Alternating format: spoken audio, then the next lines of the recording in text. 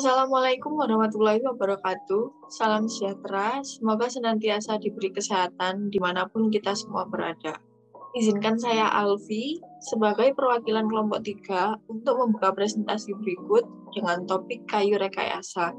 Presentasi ini dibuat untuk memenuhi nilai tugas pada mata kuliah struktur kayu. Berikut anggota dari kelompok 3. Yang pertama, ada Ferdi Triwibisono. Yang kedua, Ika Wahyu Alfi Syahri atau saya sendiri. Yang ketiga, Kusnul Aldi Saputra. Yang keempat, Lutfiah Putri. Dan yang terakhir, Mercy Lestari. Marilah kita masuk ke topik presentasi. Apa itu kayu rekayasa? Kayu rekayasa adalah produk kayu yang dikembangkan dan dibuat dari satu atau gabungan beberapa jenis kayu yang disatukan dengan metode tertentu, sehingga menciptakan struktur kayu yang kuat dan ekonomis, serta ramah lingkungan. Atau singkatnya, kayu rekayasa ini adalah produk kayu yang terbuat dari lapisan-lapisan kayu yang direkatkan secara bersamaan untuk membentuk satu produk baru. Nah, kayu rekayasa ini dibuat untuk memenuhi kebutuhan akan kekuatan dan dimensi kayu yang besar.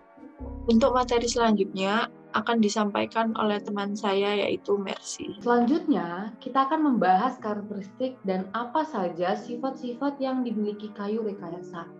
Yang pertama yang saya akan bahas adalah sifat fisik dari kayu. Sifat fisik kayu ini adalah ciri-ciri atau karakteristik kayu secara fisik yang kita tentukan dari lokasi pohon tersebut tumbuh. Misalnya, kita tentukan dari kondisi cuaca tempat pohon itu bisa tumbuh baik. Contoh lainnya, ditentukan dari nutrisi tanah yang cocok untuk pohon itu tumbuh. Jadi, kita dapat simpulkan bahwa karakter fisik kayu ini ditentukan dari beberapa faktor. Yang pertama adalah bobot. Seberapa berat kayu tersebut dapat digunakan pada konstruksi tertentu.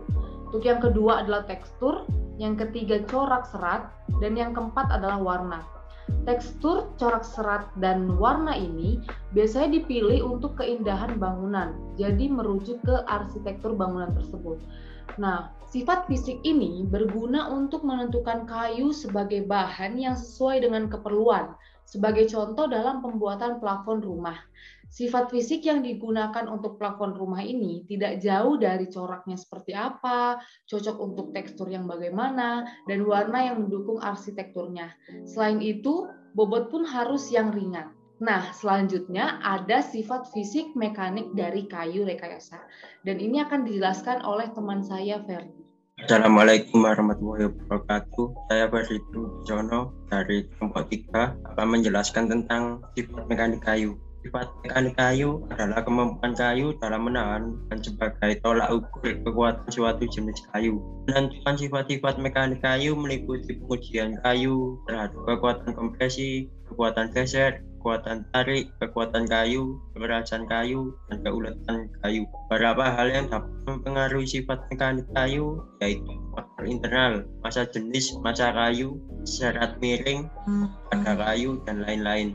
Faktor eksternal, kondisi di luar fisik kayu seperti kelembapan udara, serangan rayap, dan jamur. Kalau di desa saya kalau mau bangun gitu, kayunya itu direndam di air beberapa bulan agar lebih kuat dan tahan dari serangan rayap. Sifat mekanik kayu bermanfaat untuk menentukan tingkat kekuatan dan keulatan atau keawetan yang berguna dalam pemilihan untuk keperluan tertentu. Misalnya, ada kebutuhan konstruksi yang membutuhkan kayu dengan kekuatan dan keawetan kelas 1. Setelah membahas sifat fisik dan sifat mekanik kayu, saya akan menjelaskan sifat kimia kayu. Sifat kimia kayu yaitu sifat yang berhubungan dengan kandungan zat kimia pada kayu. Nah, di dalam kayu, kandungan kimia ini dibedakan menjadi 3 unsur utama.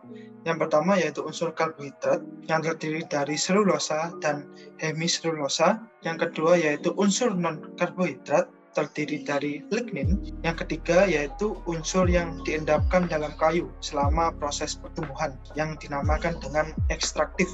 Nah, zat-zat kimia inilah yang akan mengubah atau menentukan karakteristik kayu tersebut, masuk kayu keras atau kayu lunak dan kayu sebagainya.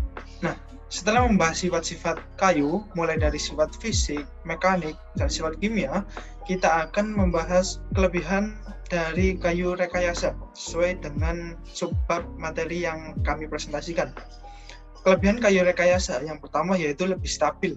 Ya, karena kayu rekayasa dibuat dengan metode tertentu, sehingga menghasilkan kayu yang stabil dan kuat.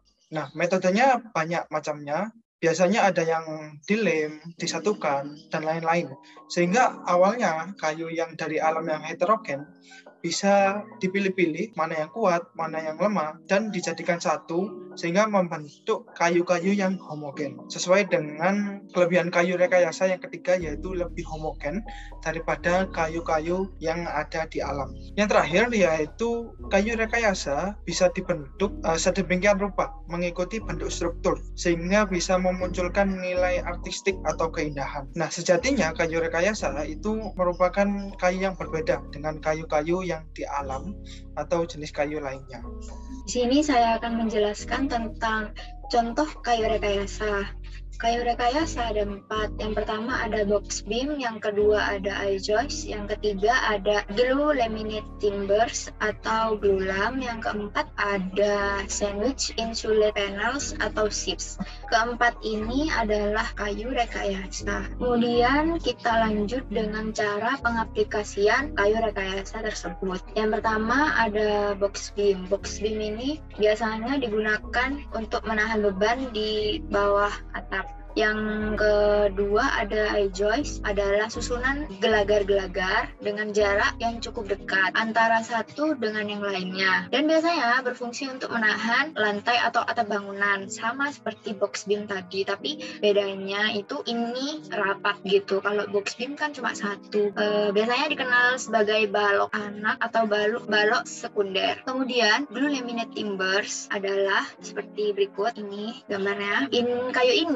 Kayu yang dilaminasi dengan lem, glulam, bisa disebut glulam karena dibuat dengan banyak lapisan kayu solid yang diikat bersama dengan perekat berkekuatan tinggi atau lem. Nah, lem yang khusus buat kayu. Kemudian ada sandwich insulate panels. Sandwich insulate panels ini dapat disebut dengan SIPs, kata lainnya SIPs. SIPs ini terdiri dari lapisan isolasi inti kaku yang diapit di antara dua lapisan papan struktural yang digunakan sebagai bahan bangunan. Bentukannya itu seperti papan yang dapat berupa lembaran logam, kayu, lapis, semen, papan magnesium oksida, atau papan untai. Nah, kalau SIP ini dapat kita temui di pabrik atau di kantor. Kenapa sandwich panel ini mampu menghambat perubahan suhu yang berasal dari luar ruangan, sehingga untuk sebuah kantor atau pabrik itu cocok kalau menggunakan sandwich panel insulate ini. Saya Lutfiah Putri, mewakili kelompok 3. Sekian presentasi dari saya dan teman-teman.